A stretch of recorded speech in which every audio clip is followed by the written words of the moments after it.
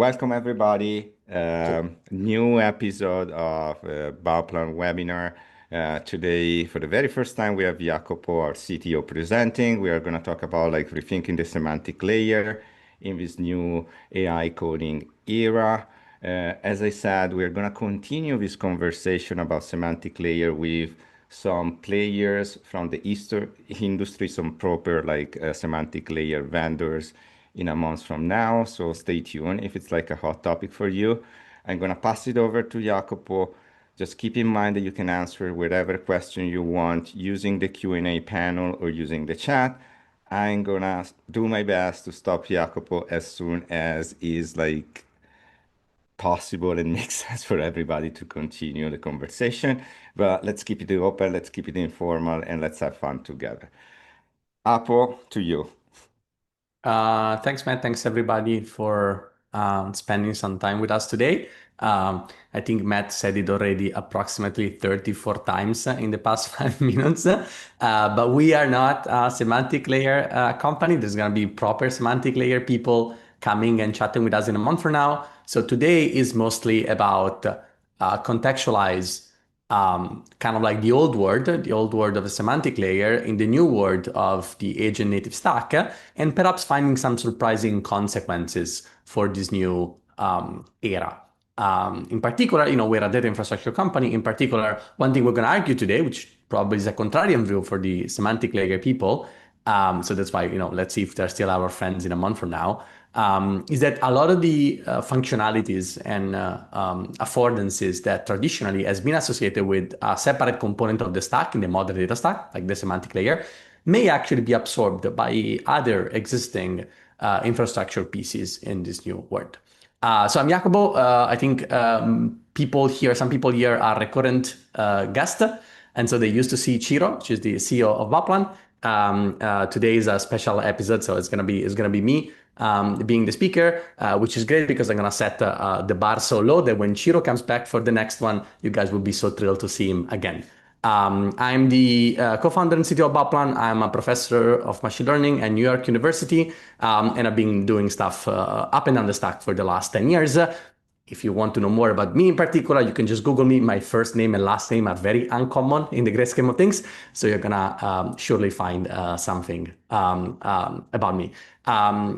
Matt said it already, but please do ask any questions you may want at any point in time. I'm very used to be interrupted because I'm a professor. And as I always say to my students, there's no stupid questions. And also, this is such a new word that is impossible for us to somehow go off script. No question is basically off limit. Anything that you feel is adjacent to the topic that we're talking today, please feel free to ask it, and I'll do my best to kind of connect that questions to what we do in our experience as providers in the space. Just a few words about Bauplan. Many of you, of course, are here because you know about us, but a refresher for those of you who are not super familiar with what we do. So Bauplan is, at the end of the day, a data infrastructure company. So what we do is we provide infrastructure for agents to run workloads in the cloud. Okay, this is a bit vague, and we're going to see exactly what it means. But the platform is famous for a few things that makes it very different than any other existing platform, especially the platform that were built in the age of humans, so to speak. So of course, Bauplan is famous for Git for data, the idea that you can branch your entire lakehouse and have different versions of the same data, so that agents can work on different versions. They can never make disruptions in productions. They can work collaboratively, like an agent can branch off main, and then an agent can branch off the branch, and it can kind of work together in this kind of Ralph-like pattern. We run everything as code, which is going to be an incredibly important feature today when we discuss the future of semantic layer in the agentic stack. And of course, we run things transactionally, which is a bit of a kind of mouthful. It's a bit of a technical term, but it basically just codifies the idea that when you run a pipeline for data, you may have 5, 10, 15 nodes in this pipeline, and you either run them all successfully or none of them are run, which is great and an incredibly useful feature for human, but it becomes an indispensable feature in a world where swarm of agents actually work concurrently on your data. Practically, when you look at what our customer or user do today with Bauplan, the situation looks like basically like this. So there's a human, it's just because like this is like me as a Japanese character, and I need to perform some data task on my lakehouse, right? In this case, I need to import some new data from a Parquet file that I have in S3, and I need to build a pipeline that basically add this additional data source to produce some insights for the marketing team.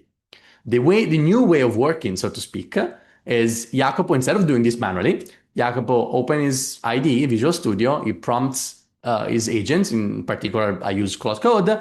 Cloud Code has some skills that are open source that have been prepared by the Bauplan team. And so Cloud Code takes this request from Jacopo, connects to the lakehouse. You see here, there's a main branch with the production version of table 1, table 2, and table 3.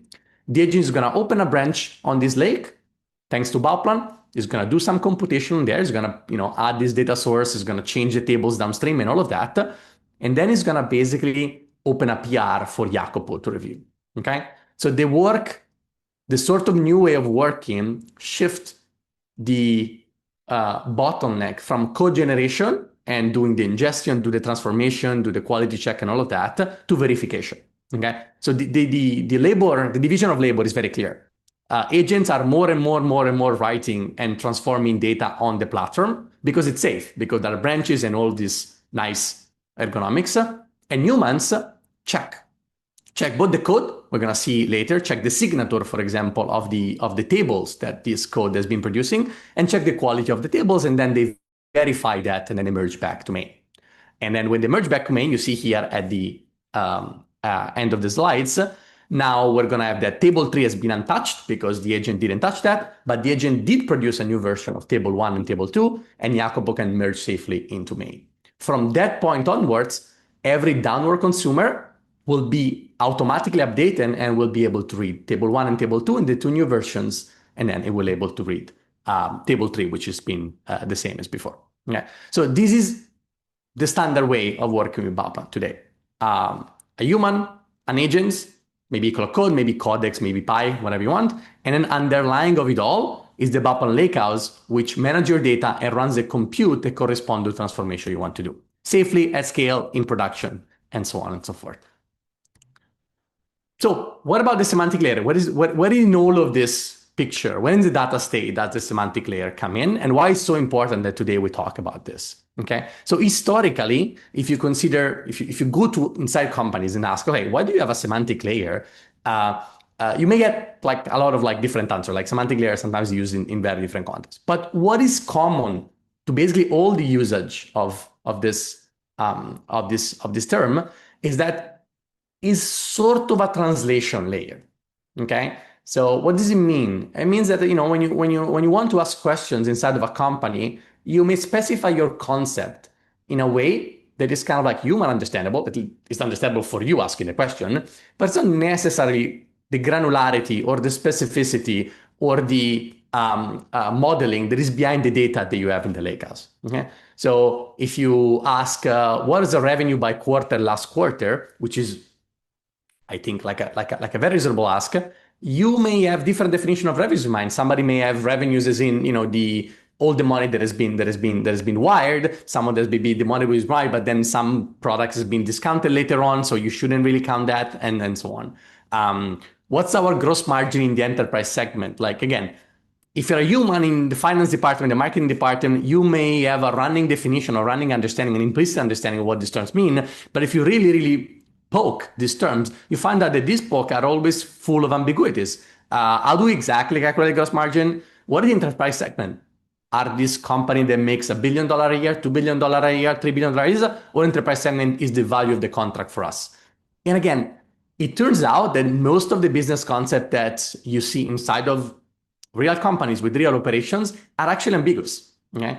And just not ambiguous in the sense that two people inside the same company may mean slightly different things, but the chances of this concept mapping one-to-one with whatever in the lakehouse, agents or not, is basically zero.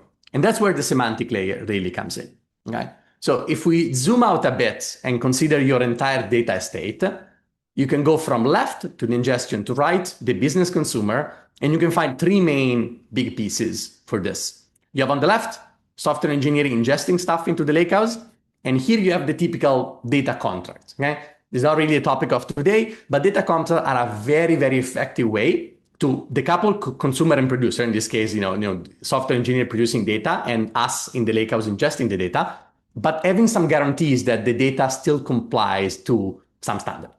Then there's Bauplan, or your transformation layer. You see here, there's some source table, there's a DAG transforming the table, there's a silver, and then there's a gold layer into that, and there's a data engineering word, okay? And then after Bauplan, after the lakehouse, there's gonna be the user, consumer, business user land, where the user sits in front of a dashboard or a notebook or more and more Cloud Desktop or ChatGPT, and is going to ask some questions like the type of question that we just saw. Okay. In particular, we're going to have this running example today of how much revenue by country we did last week, but you can totally see why the example that we run will be totally applicable to any of the other sample questions we have. If you will, semantic layer is the mirror version of data contracts, but on the right of this picture. What do I mean by that? The semantic layer is also a way to decouple consumer of data, which in this case is the data engineering producing the gold tables, from the downstream consumer, which in this case is the business user. Okay, so these two entities and these two teams may not be necessarily the same team. They're actually not, and they may not communicating all the time because we don't want to be slowed down by continuous communication. And the semantic layer sort of acts like this translation layer and guarantee that it doesn't matter what you do on the left, and it sort of doesn't matter what you do on the right. That's at least the theory. These two layers can still communicate to each other. So that's the historical reason why that's the case. So when we look inside of semantic layer, the traditional semantic layer, we're going to take the definition from our Fed poll and categorize in two different macro pieces, macro modules. Okay, so there's a context store and there's a query compiler. What is the context store? The context store, and we're going to see an example later, is just a way to express what this table is about. What this column means. Can I join this column with something else? Is this column supposed to be an int or a float? What is the time aggregation that makes sense for this column? Is the column called order at, or is the column called ingested at? Which one should I take when I do an aggregation for answering question like last week? Okay. And then, of course, there's a query compiler. Query compiler takes the DSL, the YAML, the JSON, however you specify the context store, the request of the user. I want to know the revenues by country last week. And then it's going to produce an exact SQL query that would answer this question if it ran on the data model that we actually have. Okay. And the query compiler needs to take care of a bit of nuance. For example, different engines will have slightly different variation of SQL. And of course, every data model is different. So the query compiler acts in this very important translation role to make sure that whatever you express as a user, they can actually compile down to a good SQL statement. Example that you may have encountered in your life, of course, LookML, Cube, or dbt semantic layer. Things that are not semantic layer, they may be augmented with one, or they're definitely adjacent to one, would be a knowledge graph or a data catalog. Okay. So if we consider the lakehouse, now we zoom in on our data state. There's a lakehouse on the left, which is where the gold tables, the source of truth for everything I'm going to say. This is where the real data sits and is the domain of the data engineer. And they use Bauplan or something else to produce this table with insight. Well, in the middle, the semantic layer, remember two components, two important modules. There's the definitions and there's the query compilers. Okay. And then on the right, there's a consumer with all this fancy and nice BI tool with some very reasonable business questions that may or may not match what the data engineer to the left actually prepared. Again, in real life, they basically rarely match or never match, which is why semantic layer has been such an hot topic in the industry for the last 10 years and counting. So the controversial claim, so we kind of like speed run through the last 10 years of semantic layering and the basics of why semantic layer exists and what are the components.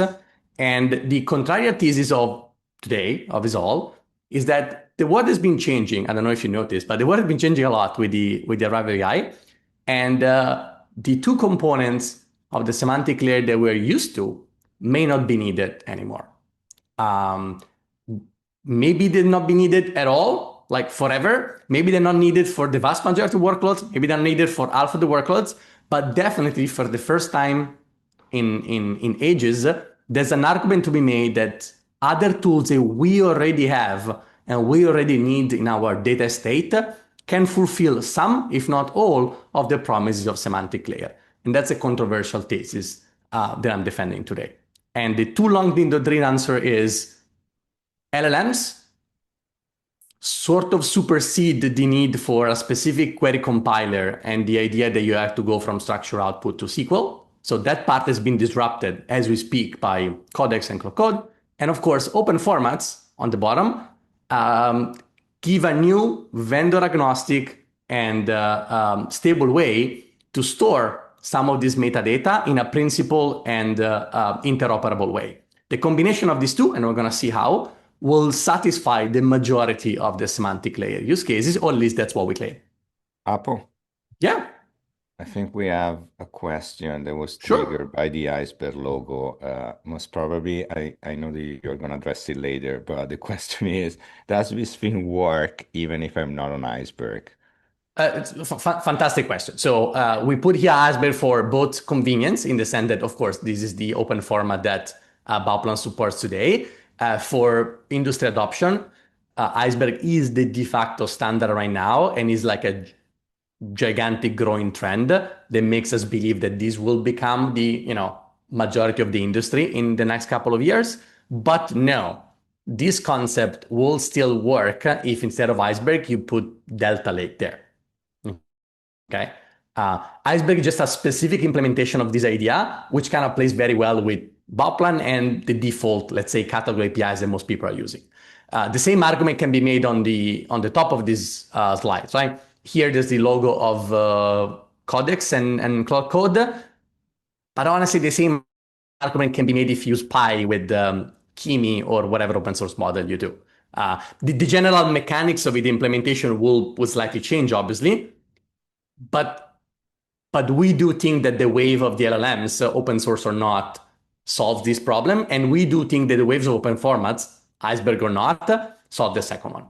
I hope that makes sense. But we're going to talk about Iceberg a bit more. So what's it mean in practice? So we have the business person. He is Mattia with his surfboard and his chef spoon. Is asking, hey, how much revenue by country we did in Bauplan last week? Like, can you please help me answer this question because it's very useful for me as a business person.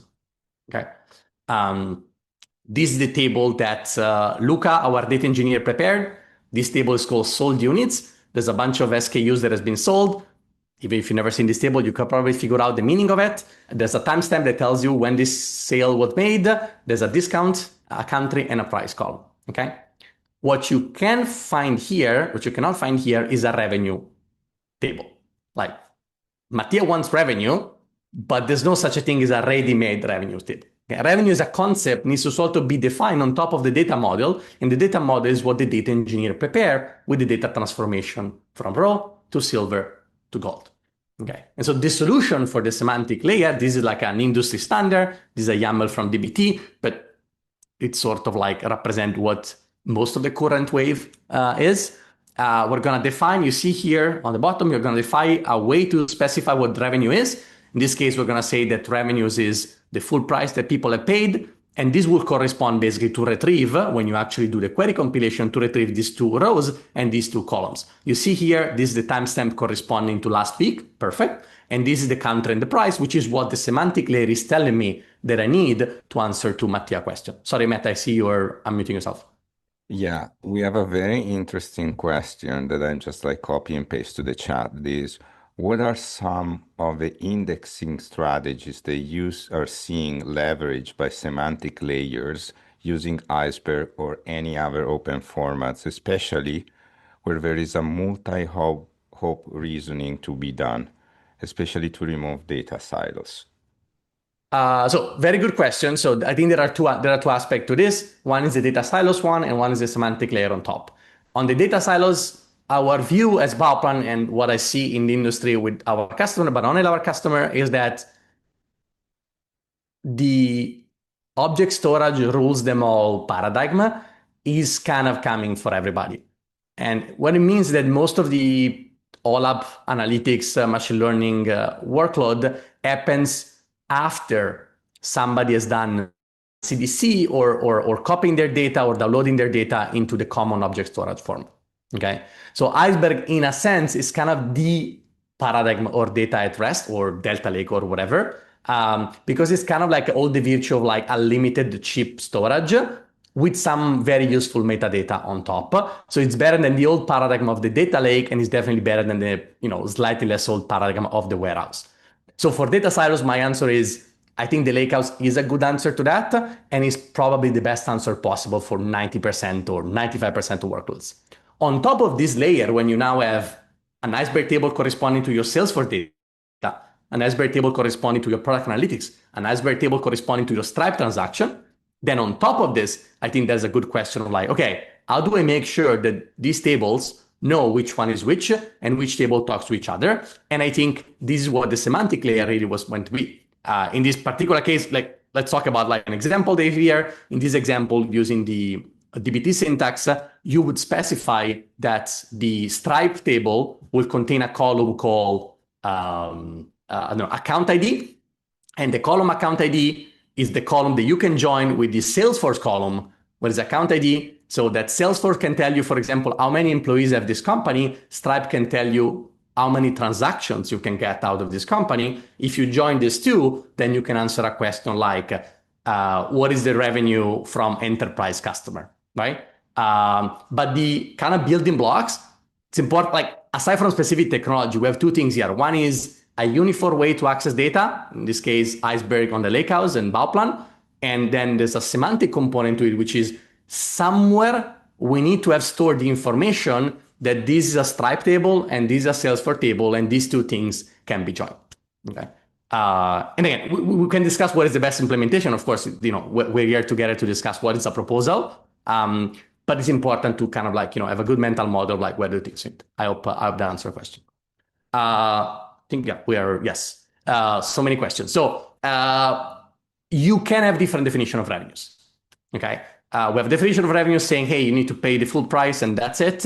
But maybe somebody comes along in this company saying, no. Our CFO says that our accounting need to be different because sometimes we sell something at a price, but then we discount that for the next renewal period or whatever. What does it look like? Again, you now know the drill. There's going to be a YAML file. There's going to be a way to declare this. You can find here again the DBT example.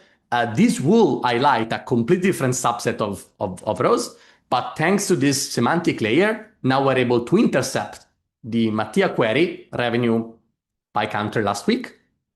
And we're going to be able to produce a SQL query that actually gives a response that is in line with this new definition that we have.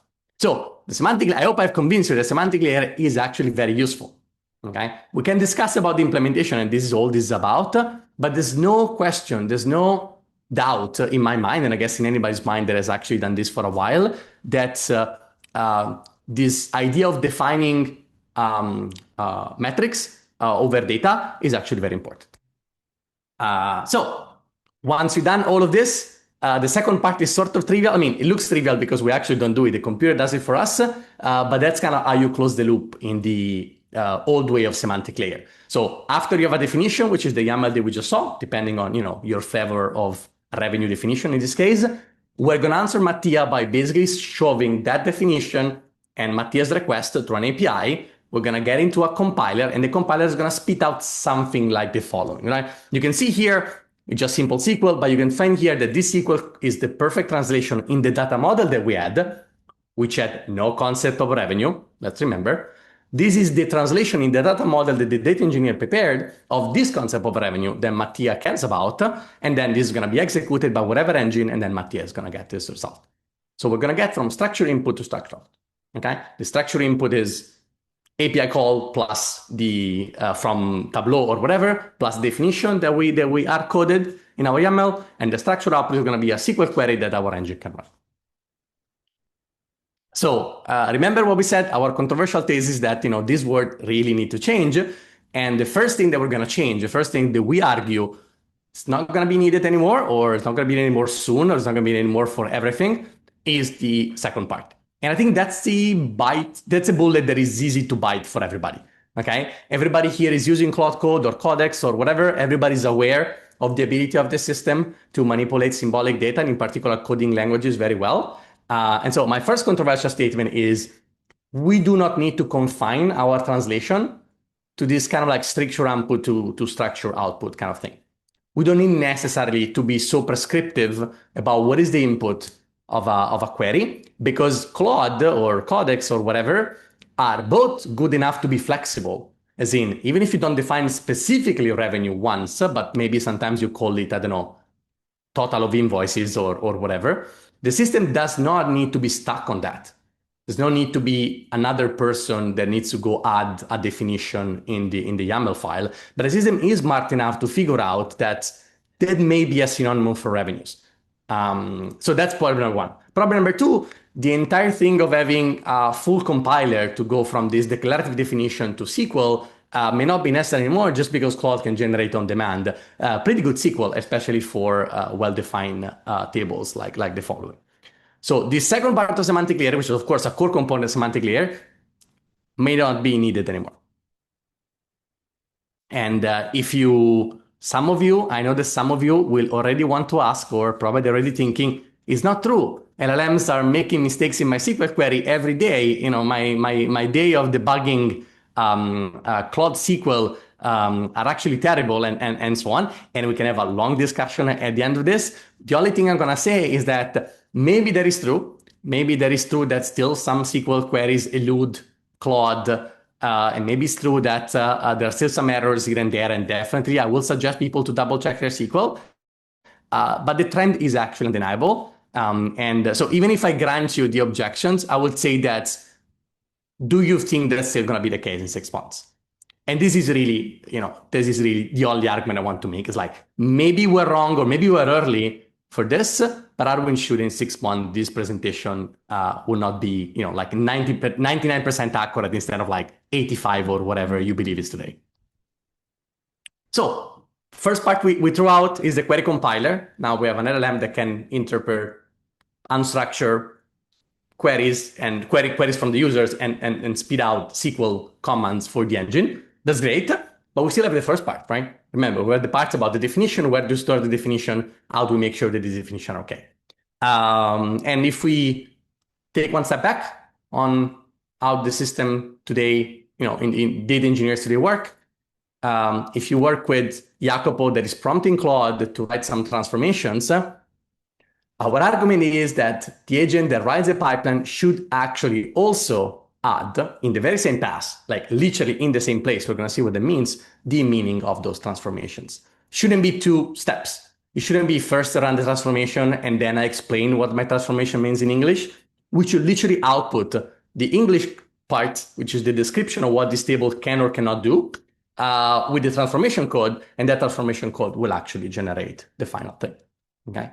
We do not need necessarily another service or another layer to explain that, because in the very moment in which we write the code that generates the table, that's the best possible moment in which we can define what this table can and can't do.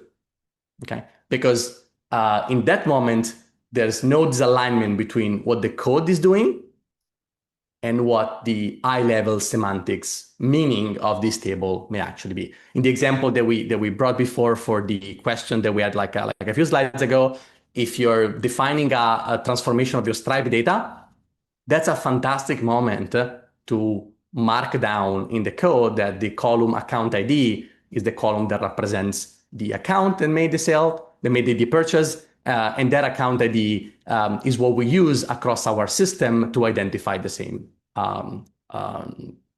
entity. If you're a fan of Game of Thrones as I am, I think this goes back to a very old principle, which is the man who passed the sentence should swing the sword, which is a way of saying the model that writes a transformation, or the actor, model or human that writes a transformation, should be the one that is actually write down the meaning of the transformation and what is the operational envelope for this transformation. This historically has been not fantastic as an operational principle. Why?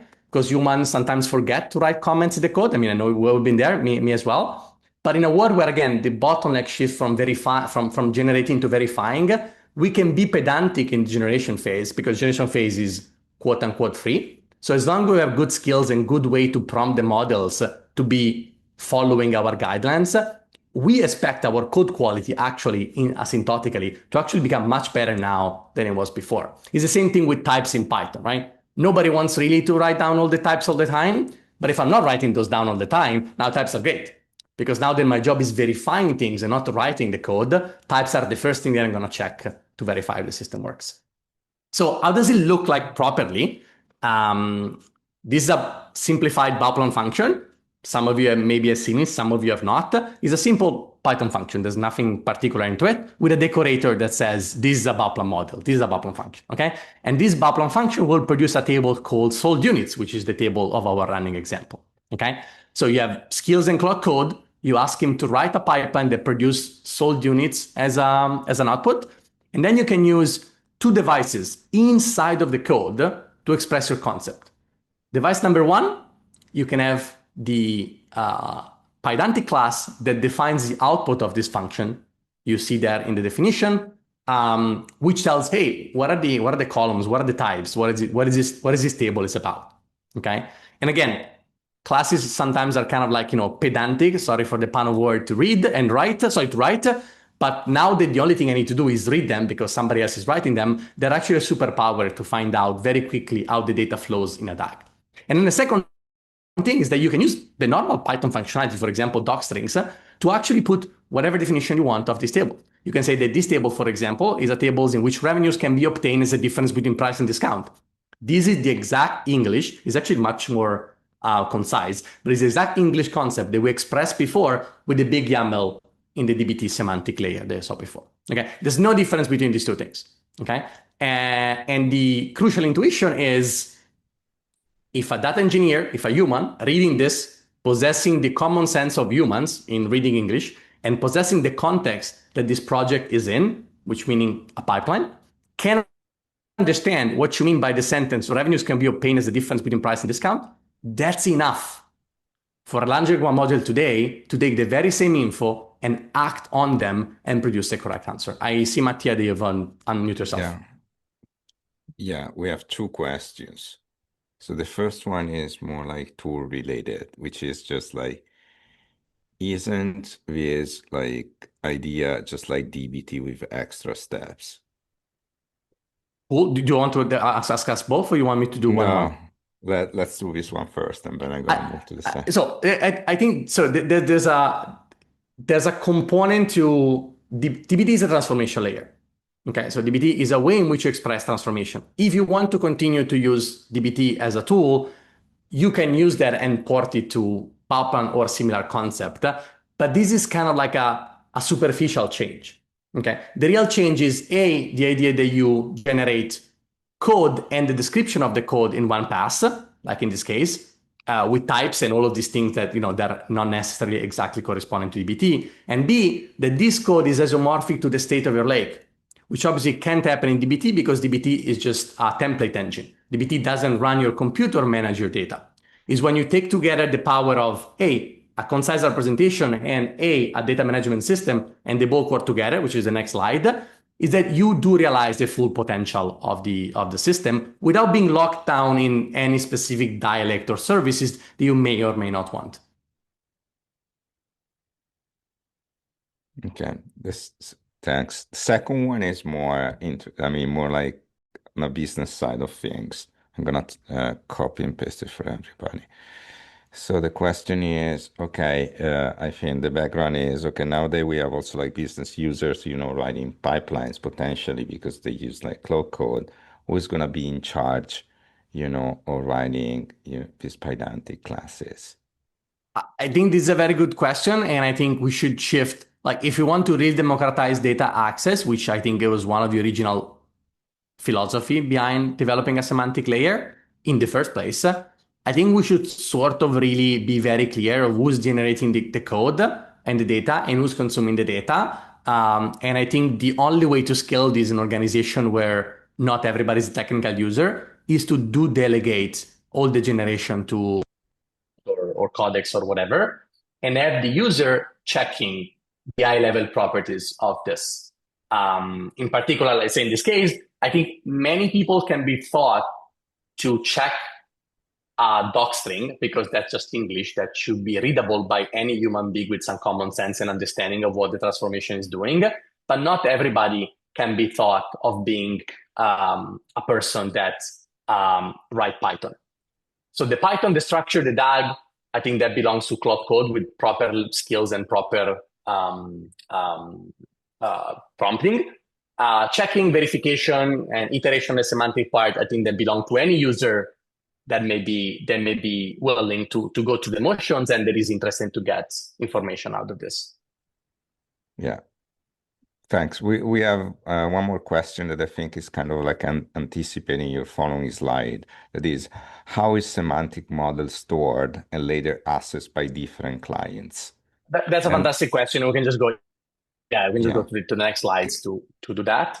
Sorry, Matt, you're saying something?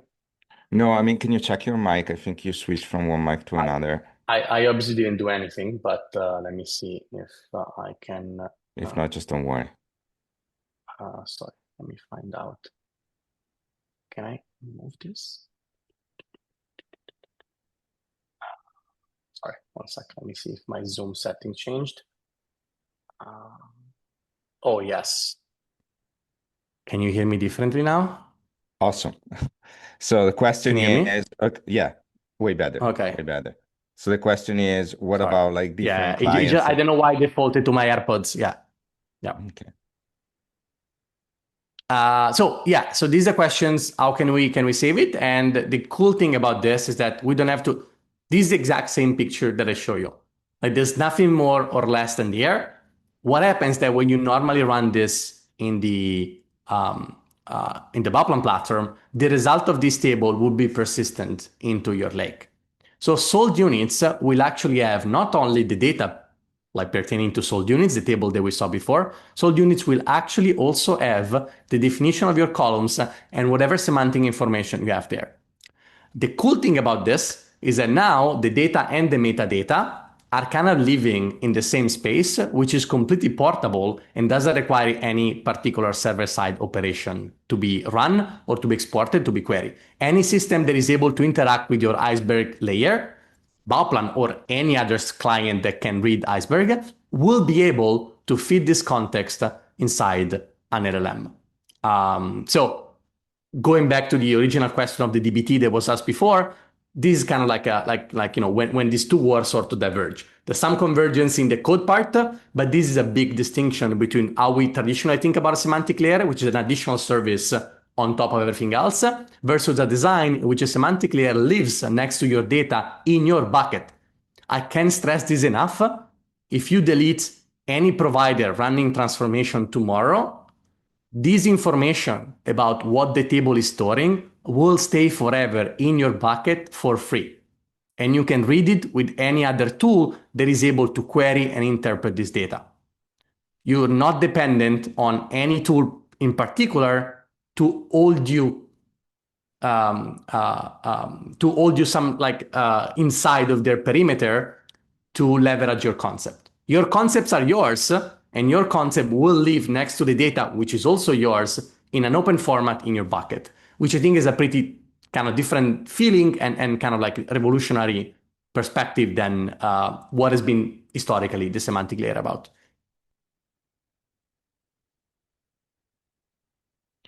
So summing this up, I think, yes, a lot of questions, so we're a bit late, but we should be able to do the finish line. So why do we think this is better than the traditional semantic layer? First, there's no need for a separate tool. You already have Cloud Code or Codex, otherwise you probably wouldn't be in this call. And if you're not using Codex for everything today, you're going to do that in 6 months.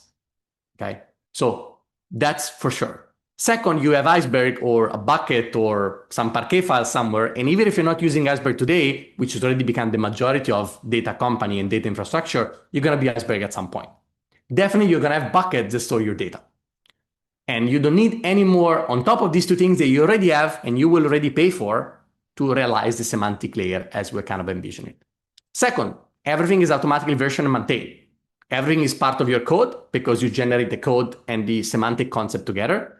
And everything becomes part of your data because the data that gets generated when you run that code will always be coupled with the definitions that that code is about. And that are going to be stored forever and ever in S3. And finally, everything is an open format. So even if you change the way in which you store this data tomorrow, because you change transformation provider or change the code, you don't have to do anything to make your existing or old concept be readable. You can just use that. So all in all, we know the context is kings when it comes to LLM. You have a way that is portable, is efficient, and is very cheap to basically have everything about your data very quickly in the context of LLM that can do even more work for you, not just writing pipelines, but for example, preparing reports and so on.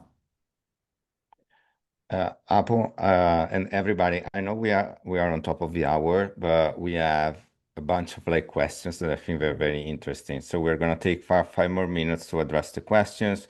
Guys, feel free to stay online. If you have to move on to a new call or something else, don't worry. We're recording everything. We're gonna share the recording. Apo, let's move to the questions. You can also let's do read the them. question. We can share the slides later. Like doesn't matter. Yeah. So the first one, I think it's very cool actually. Say we are living in such exciting times where everything is going to be disrupted. Are you leading open working groups to understand the landscape of the paradigm shift, I guess, and have multiple parties identify the new standards? So we do work a lot with the community in very different ways. So we can meet interested parties. I don't know if you asking the question, you are an interested party. We can meet interested parties and have what we typically have workshop or meetups in which we kind of explain, irrespective of Bauplan, this is where we believe data work is going to be. These are the main building blocks. And then, of course, you can pick Claude or Codex, you can pick Bauplan or something else. But the general idea is that what is the mental model in which we as operators at the frontier are thinking about the future? So that's number one. Second thing we do webinars, we write blog posts, we write papers, we organize research events, which are also another way for us to sort of be inside of the community and bring the community up to speed and getting feedback from the community on both what is our vision and roadmap and what are the challenges that they see. And so it's a way for us to sort of guide what we believe are members of the community to what we believe is the new future. But on the other side, it keeps us honest and keeps us in check because these people come and tell us what the real problems are, which may or may not see what we already see in our customer. So the answer is yes. And we have kind of a different way to address all of this, but feel free to write us an emails and we can be more specific on this. Speaking of which, next slide. And let's move to So one? guys, no, Cool. the one, next one. Sorry. Yeah. So speaking of which, if you are in the Bay Area, we're gonna have a super cool workshop in a week from now. Check it out. But let's move to the next question. So you mentioned data contracts are sort of a mirror of the semantic layer. How do you say data contracts are fitting into this new paradigm? I think data contract, like the semantic layer, will be more important, not less, because are the normal point of handover between agentic coding and humans. The same concept that we saw today as the function type. I'm gonna go here. The function type as output. You can imagine applying the same concept as the function type as input, and that would become basically the implicit contract between the ingestion layer and the transformation layer. I do believe that these two things will become, from one side, more important, as in there will be what humans will check, and there will be the knobs providing guarantees that agents do not go off the rail. But I also do believe they do become less special, in the sense that data contracts and semantic layer will just become part of how we express code. Everything will be in code, and that's the way it should be, and maybe what's the way use Volvo should be. So I don't believe that we're going to have many semantic layer companies or special services or many data contract companies, special services. But I do believe the data contract semantics layer will become more important features of platform that allows agents to work on. And of course, Bauplan is an example, but there are many others that you can kind of like look up online. Nice. So the next one is about Iceberg. So they store additional metadata along with the Iceberg tables or Iceberg tables properties. So do you store additional metadata here or not? Yeah. So the question is like we store the docstring, which is there's a varchar field that you can use in Iceberg as part of the spec to store that, and also you can have column level descriptions into that. The view that we saw of the type is simplified, but you can also describe column by column in the Pydantic model, which can then be persisted in the Iceberg system, which means again that through standard Iceberg API, any system would be able to read them and reason about that in like by default. Awesome. Two more and then we wrap it up. Okay. Next one is how do you review and fix a not well done transformation of or metadata definition by the LLM?